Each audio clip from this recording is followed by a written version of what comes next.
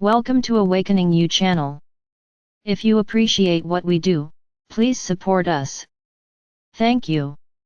Dear ones, I am Archangel Michael. Let's start another week. And this week we will begin a new journey. Let's do some meditations, some propositions on the path. But I ask each one of you to do what is in your heart. Nobody is obligated to do anything. Just, let's work this week, and possibly the next, on the energetic balance of each of you. I have already explained here that each soul aims to evolve.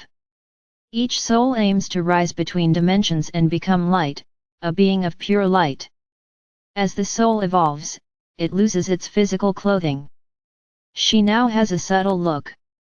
It may still have a form, but not the form you know, this strictly carbon body that you have. It's another outfit, which doesn't need anything more than you need today. Just stay light. Each soul is not born indiscriminately, it is born within a plan, within a proposition from our Father or Mother God.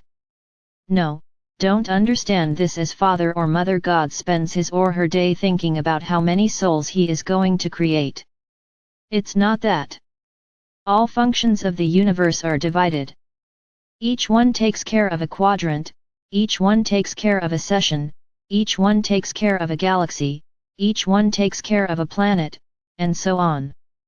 Each one has their role, and it is the responsibility of those who govern the planets or orbs, the creation of souls, the planning of the creation of souls. Souls are not created all at the same time. Its astronomers subdivided its skies into 12 constellations, thus generating the signs that you know. Within this concept, the calendar you have was created, explaining the rotation of your planet, the phases of the moon, the signs, and the months. Then you found yourself divided into a timeline, where the smallest particle is the second and its subdivisions. You can already count the milliseconds. Very good. Then each soul is created according to the position of the planet, in relation to that constellation. So, that's why souls each incarnate on a different day. So there we have two concepts, we have the creation of the soul and we have the relationship of that incarnation of the soul, with the timeline. I'm not going to talk about astrology here, because nothing you understand about astrology is real. This was all created. I'm not going to say that the position of the planet on the day of the soul's incarnation of course has an influence, but not in the way it is put to you. If everyone with the same sign had to follow the same route, on the same day, it would be quite strange, wouldn't it?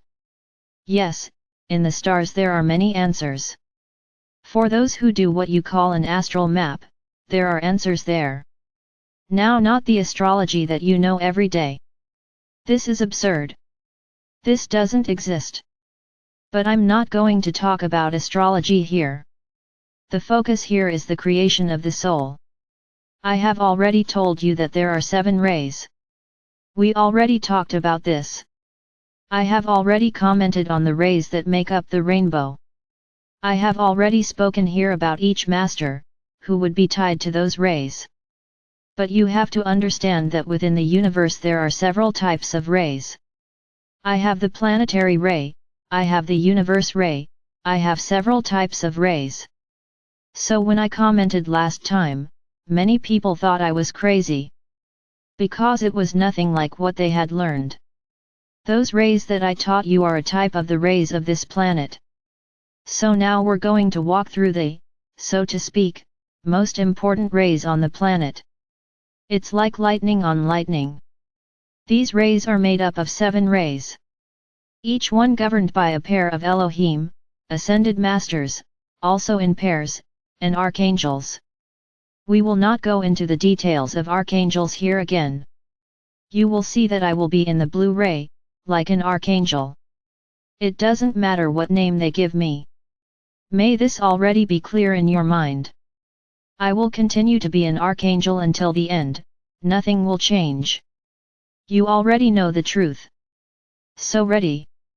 So every day this week, not today, you will be taken to walk by lightning. What's the point of this?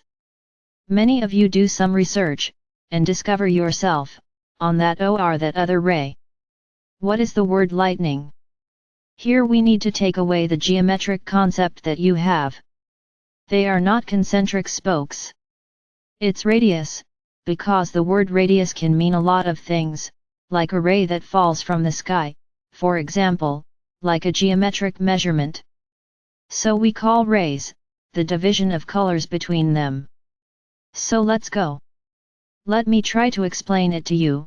This association of lightning with your souls depends strictly on the master. Some masters are well known within each ray. They are the ones who command that lightning. And then you will hear about many ascended masters, who are not linked to any ray. So how is it? What the hell do you belong to?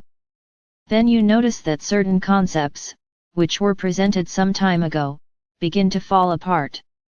It's as if the deepest truth begins to emerge. So there is no such delimitation, that each of you can only belong to one of the 7 rays. And the other masters, where the hell are they? Nobody talks. Stop to think. That's what I always say here, we are each in a radius, and we are in everyone. There is no specific delimitation that you understand, like a line dividing one radius from another, and no one can set a foot outside its radius. This does not exist for us. We are all capable of traveling through all rays.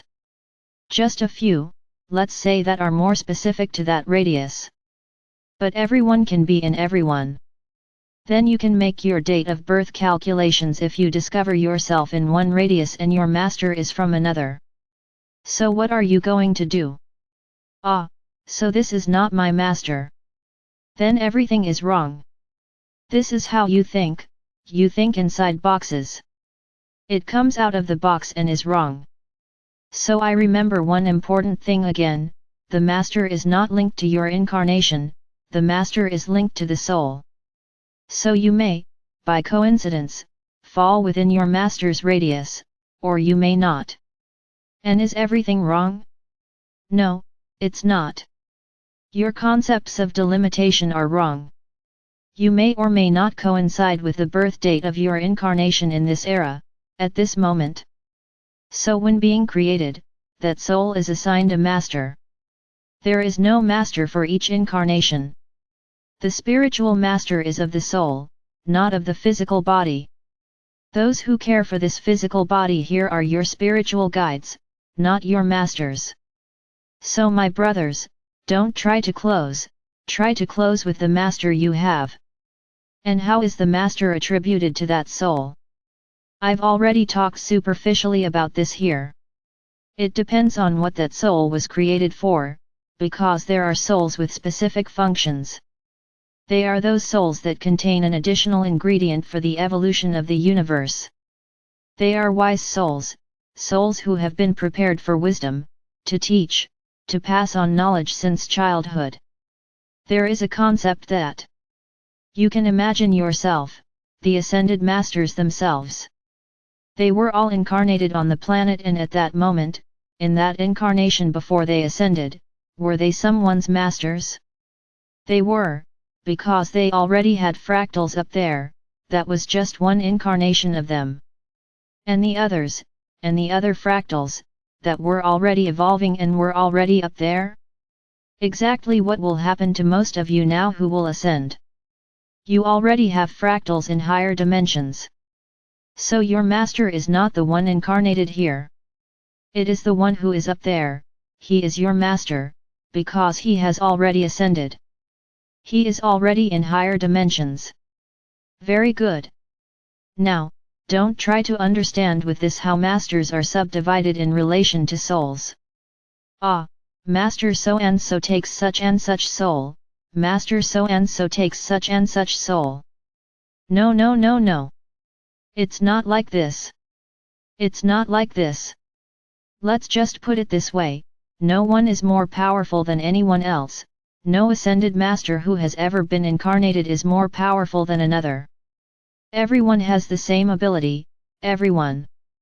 And they all act within their specific rays, as in the others. Very good. I will give my example. I am not an ascended master, I have never incarnated and I will never incarnate. And I am master of many souls. Why? I can explain this case. Each soul of which I am master has an important mission in the universe. They were souls created for this purpose, with the purpose of making a difference, of acting within its mission. Each one has a mission. So they would be very easy souls to fight. So it's as if the protection had to be a little bigger. Not that the other ascended masters don't protect souls, they do. But there are levels and levels of protection. So all of you, who know that I am your master, rest assured, your souls are extremely well known in the universe.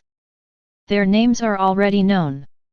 Exactly because of this, you suffer a lot of attacks, because they are souls who come with missions to change the world.